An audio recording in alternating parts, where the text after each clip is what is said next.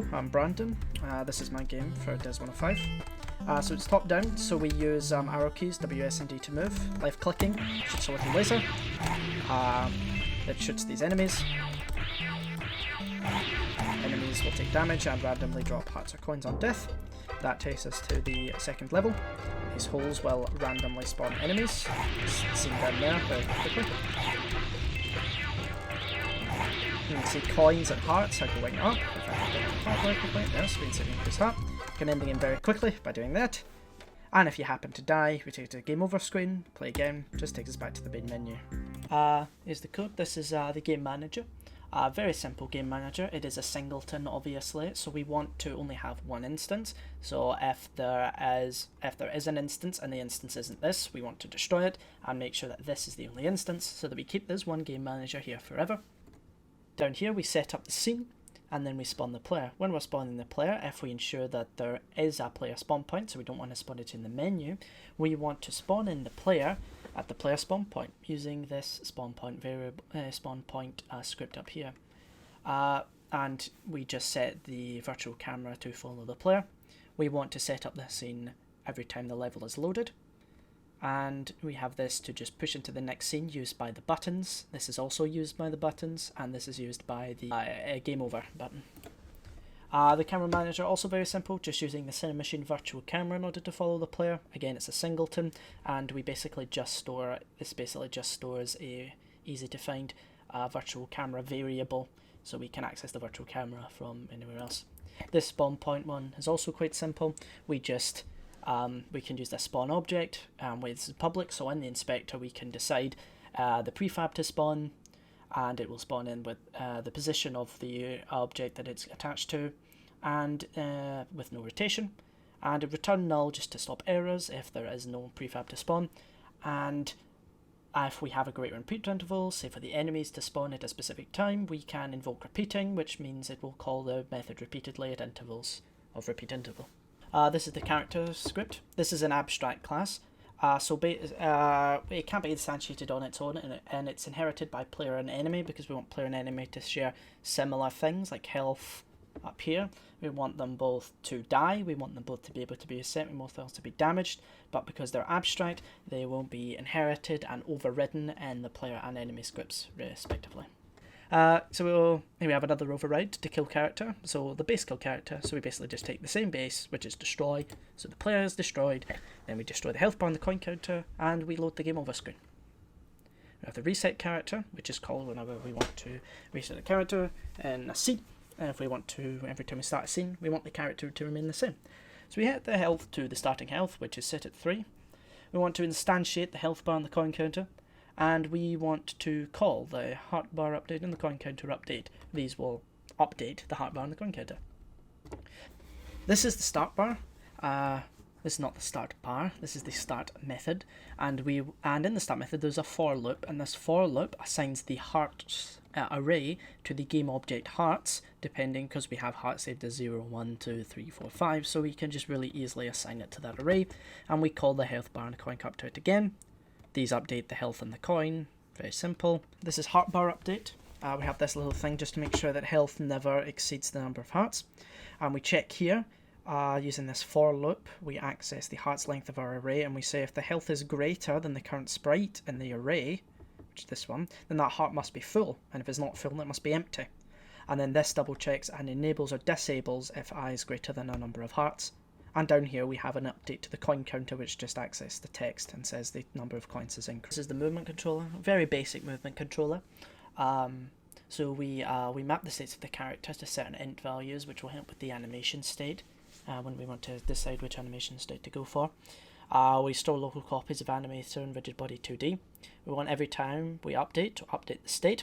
When we update the state, we're updating the state of the animations by referring to the animation states with the enumerated values up there. If it's walk, then we trigger the walking animation. If it's idle, we trigger the animation idle with that. And this just checks if we're moving. When moving the character, obviously it's just get axis raw vertical center. We normalize it to make it speed constant regardless of direction, and we just say that our velocity is our movement speed, so we can change the movement speed whenever we want. This is the player weapon script. This handles the player weapon. This is attached to a game object called firepoint, which is referenced down here. The firepoint will rotate to wherever the mouse position is and shoot a bullet, which is what this does. This stores a reference to the camera for use to calculate the mouse position using the camera screen to world point. So when we click a button, we want to check if the bullet delay coroutine has been pulled or not. If it is active, we want to delay it. We don't want to delay it. We want to stop the coroutine. Then we want to enable it, and then we want to re-enable it and play the noise. The bullet coroutine basically just waits a few seconds on the bullet delay, then shoots, and then turns itself off. It basically just delays. It does what it says in the tin. This calculates a 2D vector. This calculates a 2D vector from where the mouse is to where we are, creds the angle, converts that angle into degrees, and then sets that angle to the rotation of the fire point, and this spawns in and shoots the bullets with bullet force at the angle that was just set, so it will shoot the bullet. These are the script. This is the scriptable object script that allows us to have the scriptable object. Scriptable objects cannot be used in mono behavior inherited scripts or game objects, so we have to create a little consumable over here that just calls in the items, but this allows us to just have one copy of coin and health that we can assign lots of variables to and just use that instead of making hearts and health their own separate things every time. This is the enemy script. Down here we have the collision for inflicting damage on the player, which just if we detect the player, we start the player's damage coroutine. If the player leaves our collision box, then we stop damaging them.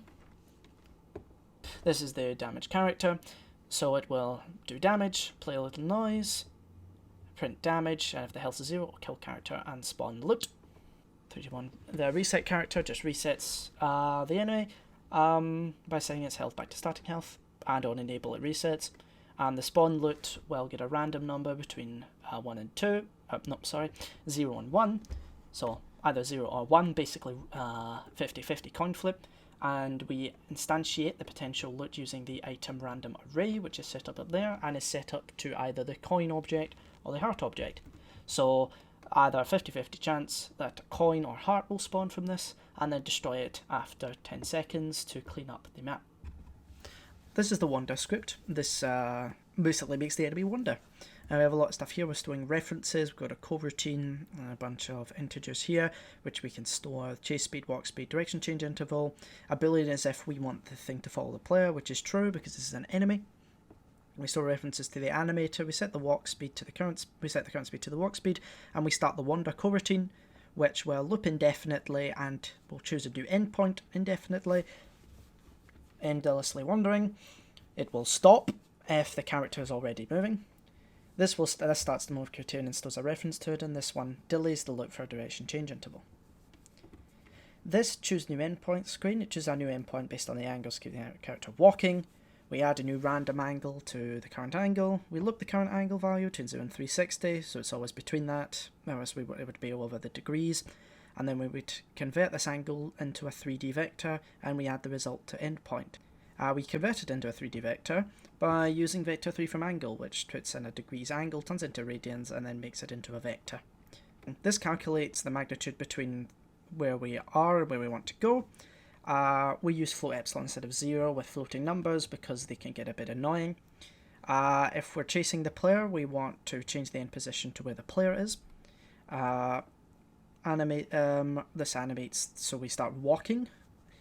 And then we want to calculate the movement from the current position to our end position, and then a distance to move in the frame, dependent on the speed. This actually implements the last line's calculation to move the character forward that much, and this updates the remaining distance. This yields the fixed frame update, and we will keep doing this as it moves around. This is when it detects the player and its vision collision. It will upgrade itself to chase speed. It will start it will set the player position as the new target. It will stop the movement. It will stop moving if it is moving, and then start moving again now towards the character.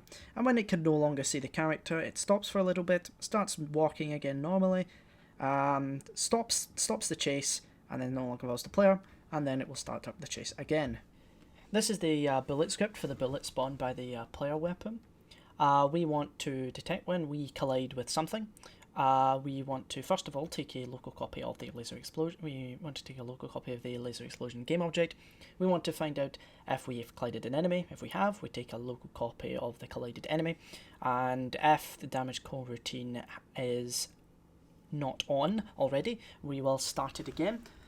We will start the coroutine with the damage strength, which is the damage strength of 1, and we want to instantiate the laser explosion so it blows up. We want to play a little noise, and we want to destroy the effect after 5 seconds, and then once this is all done, we destroy the bullet. The portal is just very simple. It is just a little collider box that when it detects a player, pushes over to the next scene here. The audio manager and the sound file are taken from in its entirety from a tutorial, because it allows much easier control of the audio by audio clips by using a sound array and then applying these variables to that sound and then referring to this instead of using Unity's own audio thing, because it means that instead of having a big long spiel about audio, we just have to use this one line of code whenever we want audio to play. And down here we decide we can choose, depending on which scene we are, to play each scene's specific music. For things I might have done differently in my game, I would say that a lot of my coding names were not very precise. They were quite vague, and a lot of my methods had incorrect syntax, so lowercase uppercase instead of both being uppercase letters, for example. Little things like that. And if I was to extend the game, probably to add more levels, add weapon variety, and add enemy variety.